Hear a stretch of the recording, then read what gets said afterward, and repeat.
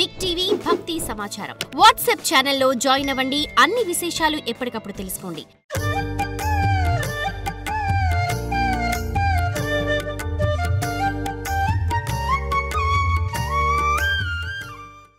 శ్రీకృష్ణుడు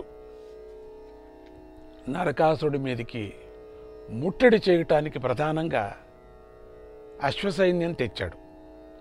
ప్రత్యేక శిక్షణ పొందిన ఆ అశ్వాలు ప్రాకు జ్యోతిషం చుట్టూ గల కొండలను కూడా అవలీలుగా ఎక్కి దిగాయి.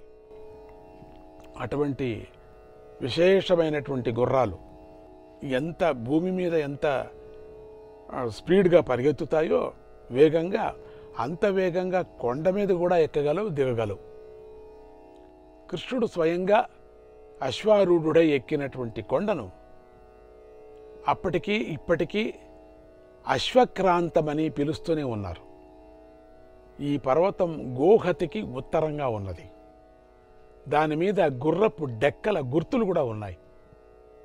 కలియుగం వచ్చాక మహాక్షేత్రాలు అనేకం మరుగున పడిపోసాగాయి.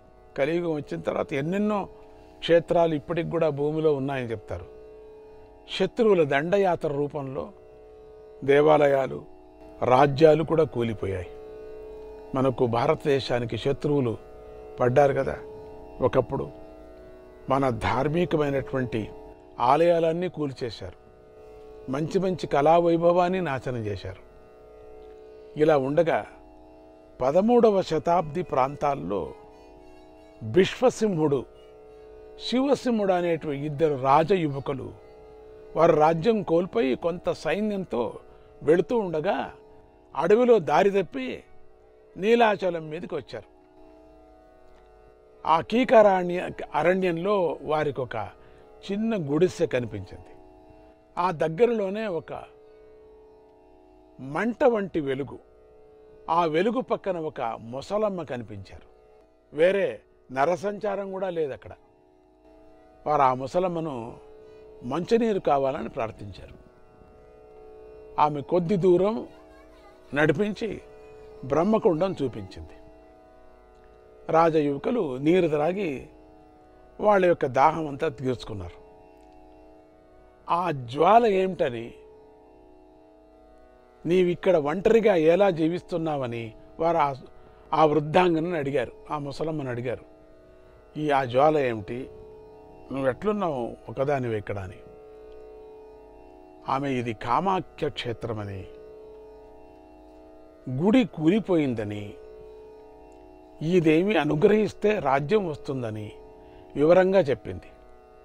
ఆ యువకులు సంతోషపడి, మా సైన్యం తప్పిపోయింది, అది దొరికితే ఈ మాట విశ్వసిస్తాం అన్నారు.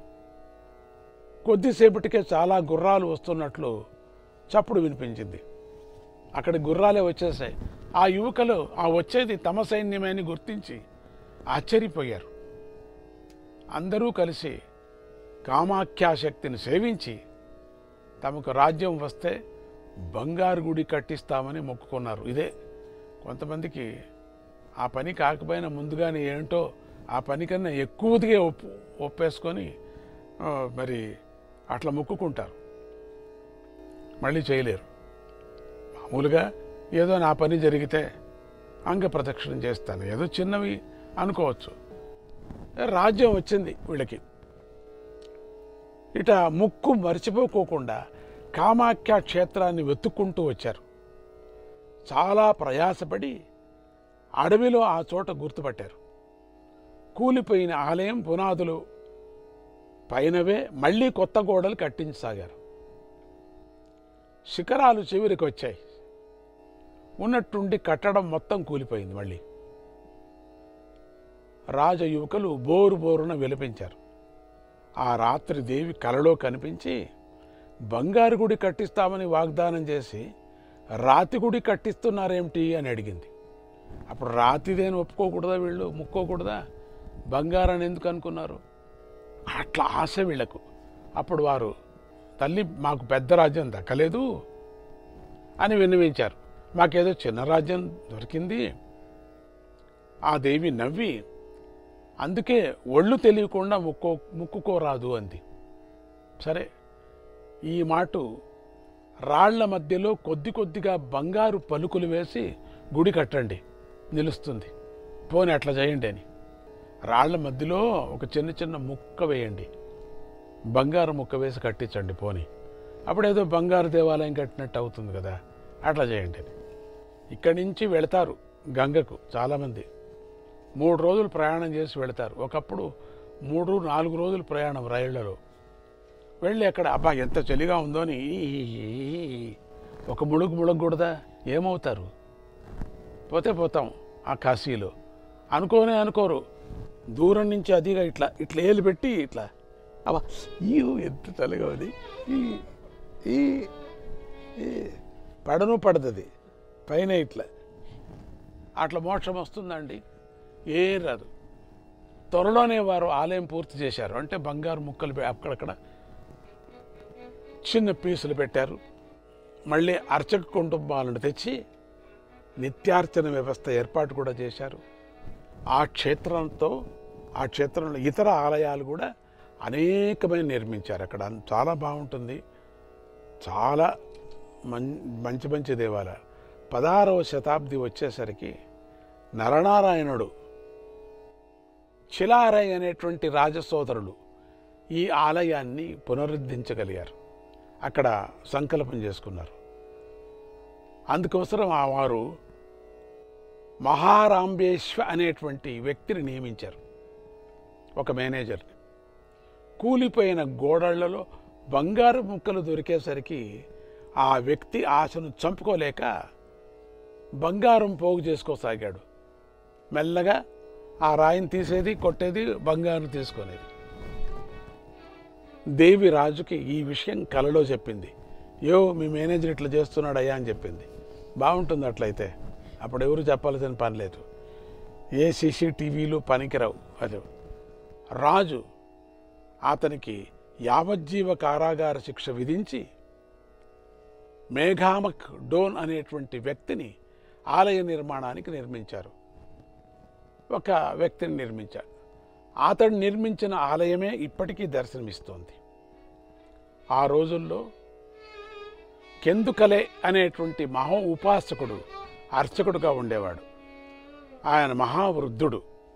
కామాఖ్యాదేవి చేసేటువంటి ఏకాంత నృత్యాన్ని ఆయన ప్రతిరోజు స్వయంగా చూడగలిగేటువంటి వరం పొంది ఉన్నాడు. ఒక రోజున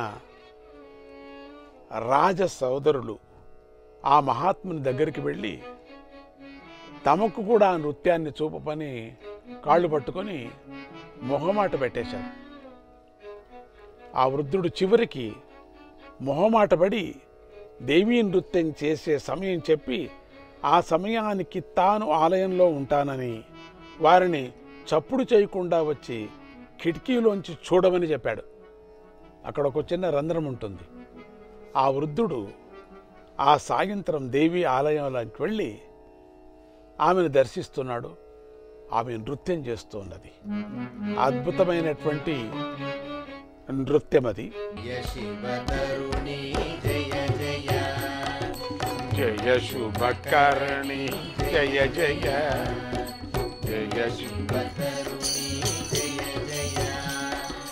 జయ శుభకర్ణి జయ జయ.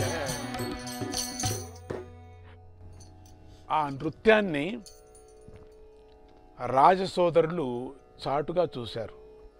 వారు అలా చూసేసరికి ఏదో మెరుపు ఒక అరక్షణం కదిలినట్లయింది. ఇంతలో మాయమైపోయింది. వేరే ఏమీ కనబడలేదు. ఇదేమిటని తల తెప్పి చూసేసరికి వృద్ధుడు శిలగా మారిపోయి ఉన్నాడు.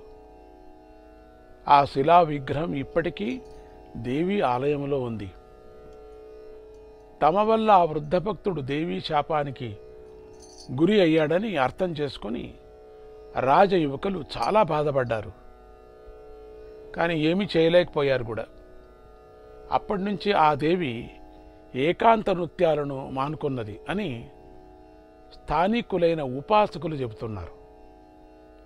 ఇప్పటికీ ఆ దేవి అనుక్షణం ఇలా మహిమలను చూపుతూనే ఉంది.